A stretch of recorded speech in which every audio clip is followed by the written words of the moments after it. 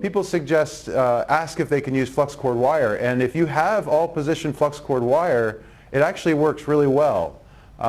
It isn't the same world as solid wire, obviously, but in some places if there's wind or the bore is contaminated, it can actually help a lot for making things a little bit easier. The challenge is that the vertical down tends to be where things get out of control, and you still have to keep an eye on, obviously, your current, so you don't want to exceed the 175 amps.